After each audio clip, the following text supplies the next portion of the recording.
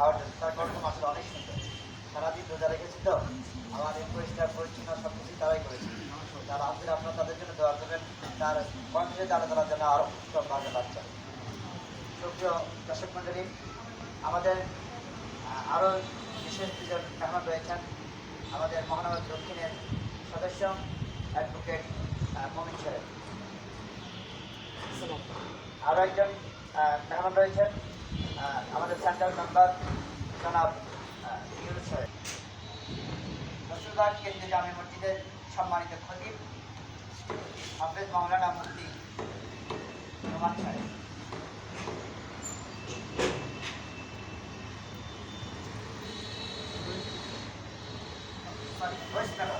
রসনগর কেন্দ্রীয় জামে মসজিদের খতিব।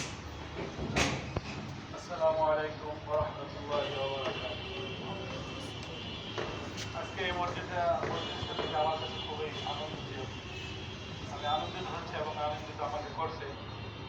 এখানে উপস্থিত রয়েছেন ইসলামের জন্য অক্লান্ত পরিশ্রম করে যাচ্ছেন আমাদের জাতীয়তাবাদী ওলামা দলের কেন্দ্রীয় কমিটির আহ্বায়ক আলহাজ হযরত মাওলানা সেলিম রিজা সাহেব।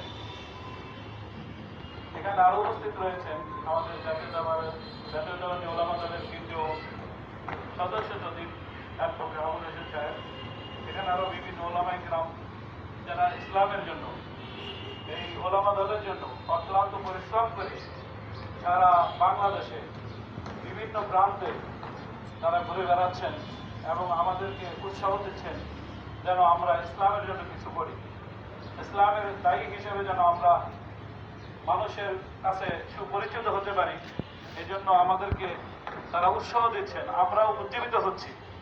আমরাও আল্লাহ সুবহানাহু ওয়া তাআলার কাছে দোয়া করি আমাদের বড়দেরকে যেন আল্লাহ তাআলা নেক হায়াত দান করে এবং ইসলামের জন্য তারা আমাদেরকে আরো উজ্জীবিত করতে পারেন। আর আমাদের এই জাতীয়তাবাদী ওলামা দলের আমাদের বিএনপি মূল কমিটির এখান থেকে আমরাও একটা আমাদের জাতীয়তাবাদী ওলামা দলের একটা অংশ। সেই ক্ষেত্রে আমাদের যিনি ভারপ্রাপ্ত চেয়ারম্যান জনাব তারেক রহমান, তিনিও আমাদেরকে আমাদের বড়দেরকে আশ্বাস দিয়েছেন যে আপনারা যারা ওলামায়ে কেরাম রয়েছেন তাদেরকে আশ্বাস দিয়েছেন এবং তার উপর ভরসা রাখতে বলছেন যে আপনারা ওলামায়ে কেরাম যদি এক হন, আপনারা ওলামায়ে কেরাম যদি সারা বাংলাদেশে আমাদেরকে কিছু দেখাইতে পারেন আপনাদের জন্য, আমরাও ইনশাআল্লাহ যখন আমরা ক্ষমতায় মসনদে বসবো আপনাদের জন্য আমরা কিছু করব। এমনকি মূল হলো আপনারা নির্দ্বিধায় আপনারা ইসলামের কথা বলতে পারবেন, কোনো ভয় ভীতিহীন ছাড়া আপনারা ইসলাম প্রচার করতে পারবেন, ইসলামের কথাগুলো সঠিক কথাগুলো মানুষের কাছে প্রচার করতে পারবেন। আর এটার মাধ্যম হবে আমাদের বড়রা, একা একা কিছু বলা যায় না, যখন বড়দের থেকে কোনো আওয়াজ পাওয়া যায়, যেখানে এখানে আমাদের বড়রা অনেকে রয়েছেন, বিশেষ করে